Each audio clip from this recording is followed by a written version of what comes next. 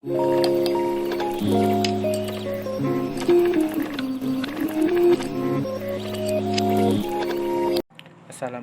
warahmatullahi wabarakatuh.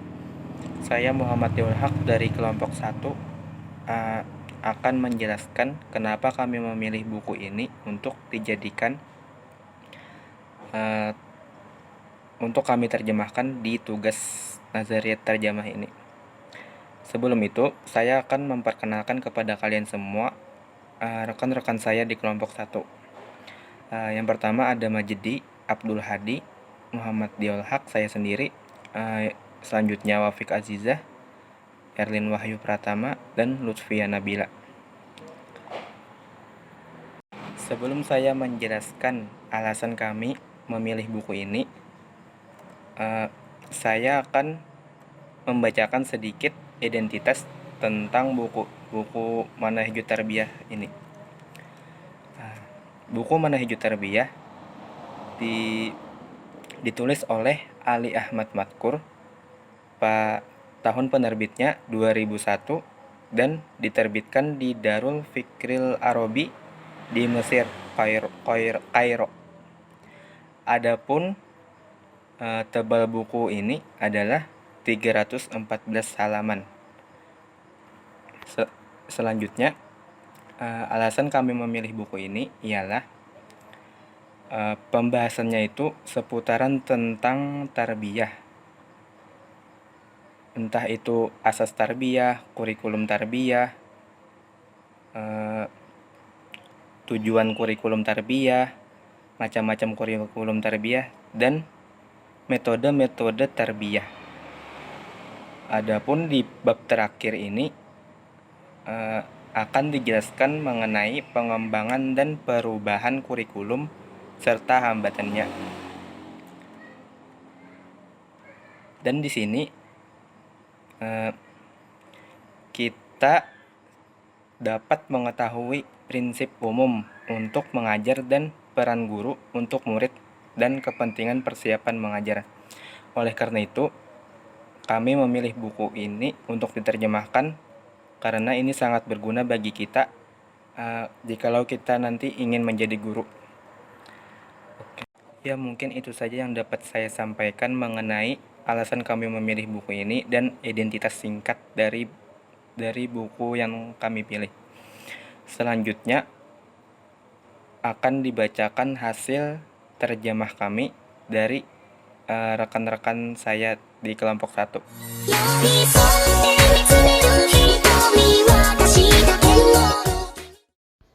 تمام. الألف إن التدريس عملية مؤكدة لها أصولها علمية ومهاراتها فنية، وأنه يمكن أن يتعلم الفرد هذه الأصول ويتدرب على هذه المهارات حتى تزداد فاعليته. فالمدرس كفء يصنع ولا يولد.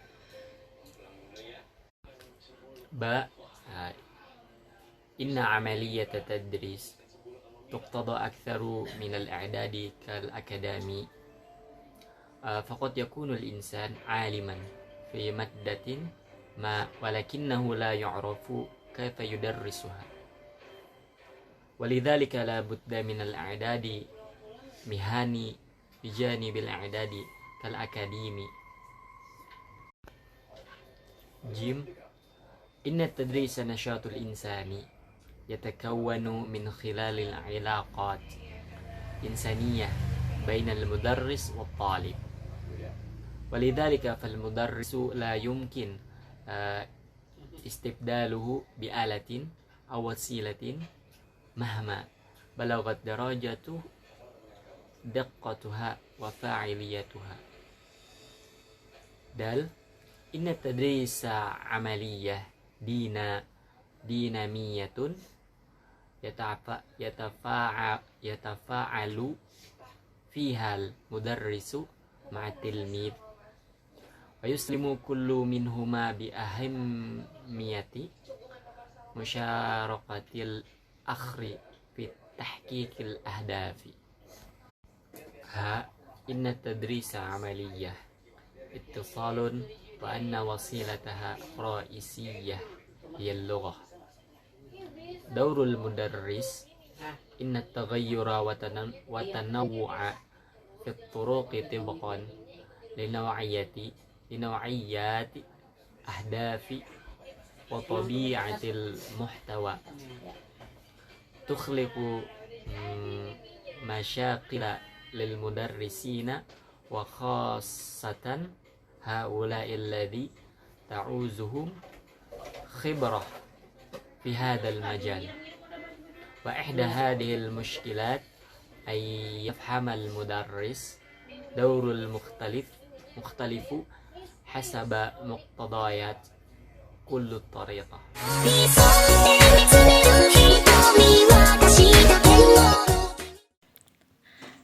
Bahwasanya mengajar itu perbuatan yang sulit pada usul atau fondasi dari ilmu tersebut dan teknis dari keterampilannya, dan bisa saja untuk mempelajari usul atau fondasi itu secara mandiri juga melatih keterampilan sampai adanya peningkatan pada yang ia usahakan. Maka seorang pengajar itu memiliki kompetensi ia berproses tidak langsung instan. B.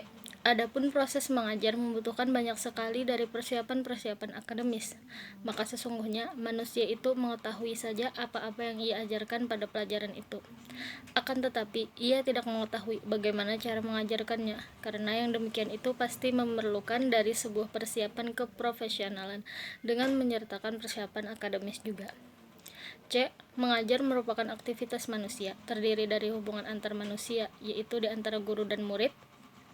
Oleh karena itu, maka seorang pengajar tidak akan bisa diganti dengan mesin atau perantara lainnya sampai pada tingkatan akurasi dan efektivitas perbuatannya. D. Mengajar adalah sebuah perbuatan yang membutuhkan usaha yang mana adanya interaksi atau partisipasi guru dengan siswa, dan keduanya ikut berpartisipasi untuk mencapai tujuan yang akan dituju. E. Mengajar merupakan sebagai komunikasi, dan bahwa perantara utamanya dalam mengajar adalah bahasa. Peran guru yaitu mengubah dan membedakan pada metode yang dipilih untuk membedakan tujuan dan isi kandungannya. Dan yang menjadi masalah bagi guru-guru, terlebih khusus bagi mereka yang tidak mahir pada bidang ini, salah satunya masalah ini agar guru memahami perannya berbeda dengan kemampuannya sekiranya sesuai kebutuhan masing-masing metode.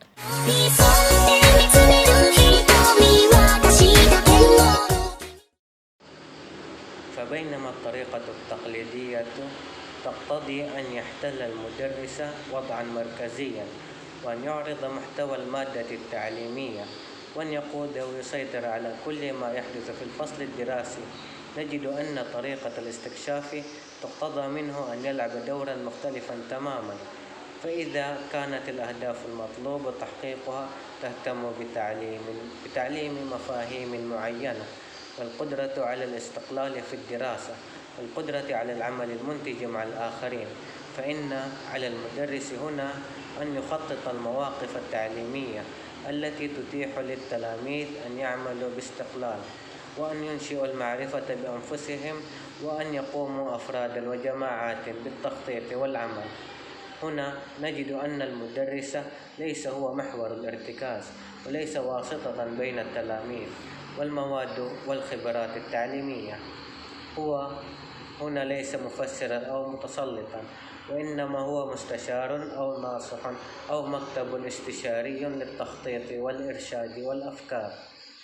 إن العلاقة بين المدرس والتلاميذ سوف تتنوع أيضا حسب أوضاع التلاميذ أنفسهم، وهل هم يعملون في جماعات أم أفراد، أم هم يكونون فصلا دراسيا. كما أن هذه العلاقة سوف تتنوع أيضا تبعا لمقدار التوجيه والعناية التي يعطيها المدرس.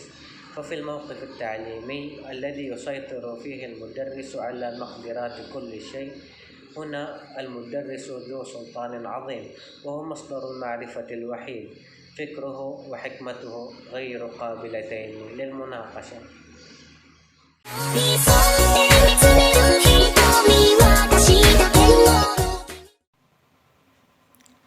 Adapun metode tradisional mengharuskan guru untuk menduduki posisi pusat atau sentral, untuk menampilkan konten materi pendidikan, untuk membimbing dan menguasai atas setiap apa yang terjadi di kelas pembelajaran. Kami menemukan metode eksplorasi yang mengharuskan dia memainkan peran yang berbeda-beda dengan sepenuhnya.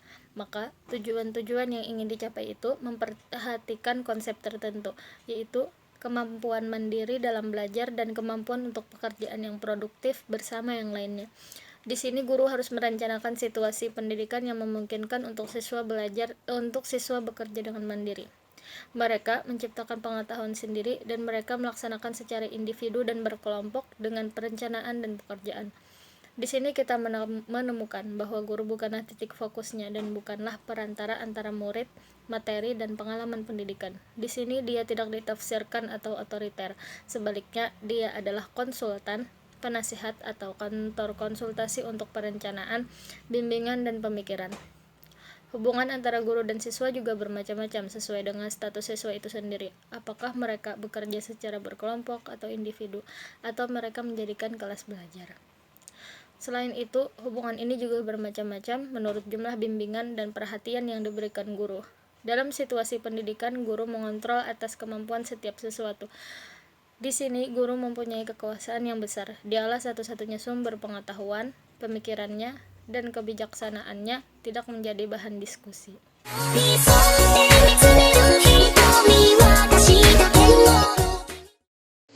ولكن الموقف يختلف في موقف تعليمي غير التقليدي، فإذا كان الموقف قد خطط كي يتعاون التلاميذ بتوجيه من المدرس على حل مشكلة ما والبحث عن أساسها واكتشاف العناصر التي أدت إلى تكوينها وتعقيدها ثم طرح البدائل لحلها، مع الأخذ في الاعتبار حساب النتائج التي قد تترب على كل حل.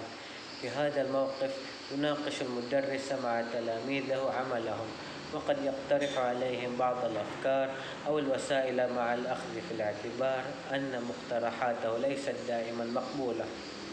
إن المدرس في الموقف التعليمي المرن لا بد أن يعترف بأنه يتعلم بجانب تلاميذه، وأن العملية التعليمية ذات اتجاهين.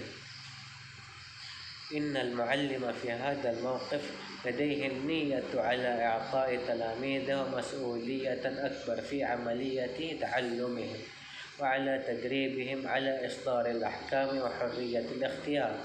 إن هذا لا يعني أن المدرس سوف يتنازل عن مسؤوليته، بل على العكس من ذلك، إن عليه دورا إيجابيا وهاما، ولكن ذو نوعية مختلفة، كما أنه سوف تبقى له الكلمة النهائية، ولكن سلطته سوف تكون أقل وضوحا وأقل ضغطا.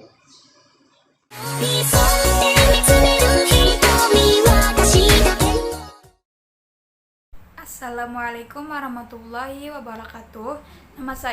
Nama saya Lutfia Nabila. Di sini saya akan membacakan terjemahan dari teks bagian ketiga dan keempat. Yang pertama, terjemahan bagian ketiga. Tetapi situasinya berbeda dalam posisi pendidikan yang tidak konvensional. Jika situasi itu direncanakan untuk para siswa bekerja sama di bawah bimbingan guru untuk memecahkan masalah dan mencari sumbernya, dan menemukan bagian penting yang mengarah kepada pembentukan dan kompleksitasnya, dan kemudian mengusulkan cara untuk menyelesaikannya, mempertimbangkan perhitungan hasil dari setiap solusi yang diberikan. Dalam situasi ini, guru berdiskusi bersama murid-muridnya tentang apa yang akan mereka kerjakan. Dia mungkin memberikan beberapa ide atau saran kepada siswanya dan mengingatkan bahwa saran mereka tidak selalu dapat diterima. Dalam situasi pendidikan yang diinginkan, guru harus mengakui bahwa dia belajar bersama murid-muridnya dan menunjukkan bahwa proses pendidikannya dua arah.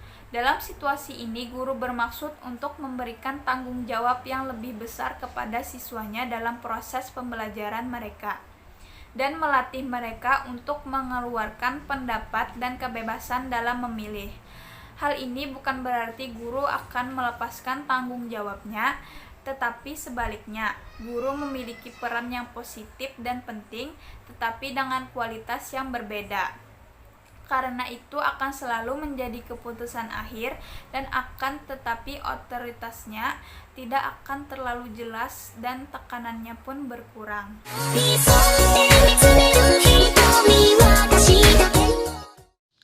Al-i'dadu sabaqa an tahaddatsna anna amaliyat at-tadrisi ذات مراحل ثلاث مرحلة الإعداد والتخطيط ومرحلة التنفيذ والتفاعل ثم مرحلة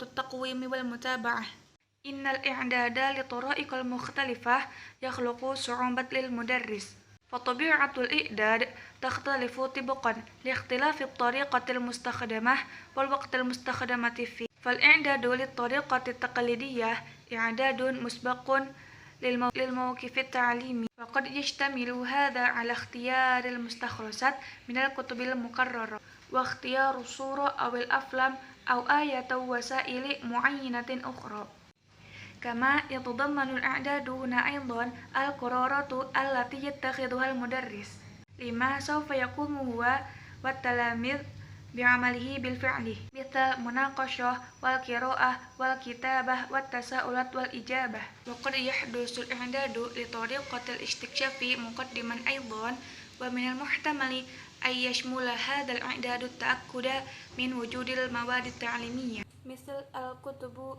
والمراجع والأفلام والشرائط والصور وكل وسائل اللازمة والتي تتيح للمتعلم اكتشاف المفاهيم المرغوبة إن مناقشة التلاميذ حول ما يجب أن يقوموا به لا يجب أن تحدث إلا بطريقة عامة جدا لا تتعرض للتفصيلات إن مهمة المدرس هنا هي أن ينظم المواقف التعليمية بطريقة تساعد على تحقيق الأهداف التعليمية.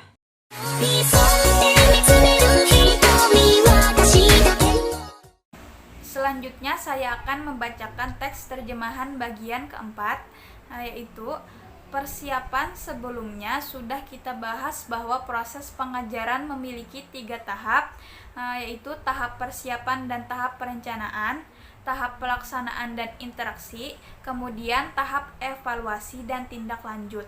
Persiapan untuk metode yang berbeda menimbulkan kesulitan bagi guru, karena sifat dari kesiapan bervariasi sesuai dengan metode yang digunakan dan waktu yang dihabiskan di dalamnya.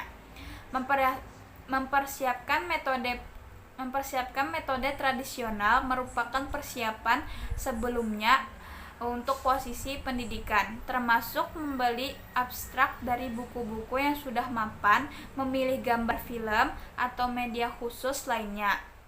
Persiapan di sini juga mencakup keputusan yang dibuat guru tentang apa yang sebenarnya akan dia dan siswa lakukan, seperti diskusi, membaca, menulis, dan tanya jawab.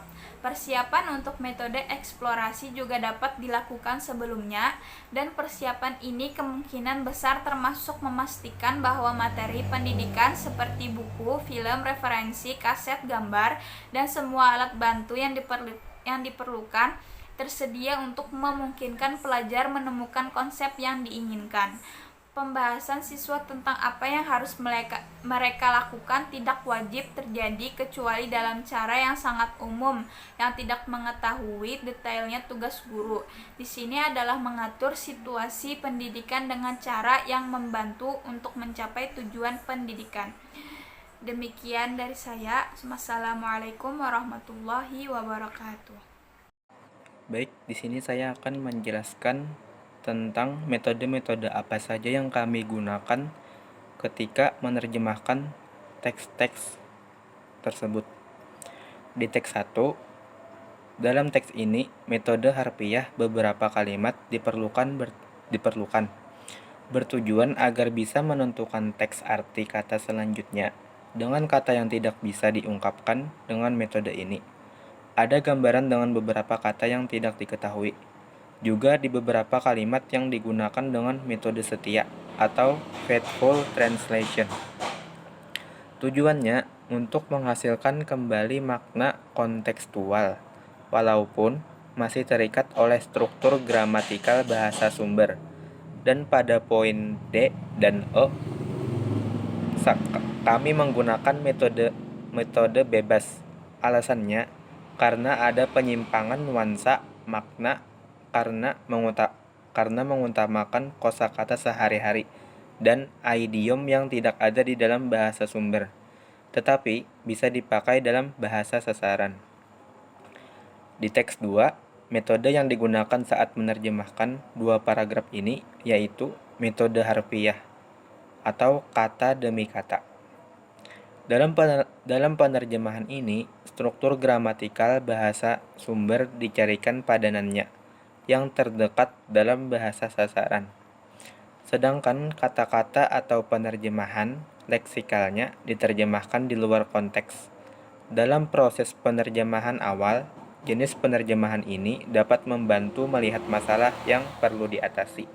Selanjutnya, di teks 3, terjemahan ini termasuk ke dalam metode terjemahan harfiah karena pengalihan bahasa sesuai dengan urutan kata bahasa sumber. Terjemahan ini dilakukan dengan cara memahami terlebih dahulu arti kata demi kata yang terdapat di dalam teks. Setelah dipahami, baru dicari padanan kata dalam bentuk bahasa sasaran dan disusun sesuai dengan urutan-urutan bahasa sumber meskipun maksud kalimat menjadi tidak jelas. Adapun di teks 4, dari kata al-i'dadu wal mutaba'ah, di sini digunakan metode terjemah literal atau harfiah karena dilakukan dengan cara memahami arti kata demi kata yang ada di dalam teks. Setelah dipahami, baru mencari arti yang akan diartikan. Setelah itu, disusun dengan urutan bahasa sumber dan sisanya digunakan metode bebas atau hurriyah. Mengapa digunakan metode ini? Karena apabila kita menggunakan metode terjemah harfiah, maka arti dalam teks tersebut akan sulit dipahami oleh pembaca. Ya, mungkin itu saja yang dapat kami sampaikan dari kelompok 1.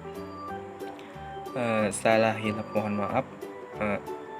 Syukron kasirun ala ihtimaminkum. Assalamualaikum warahmatullahi wabarakatuh.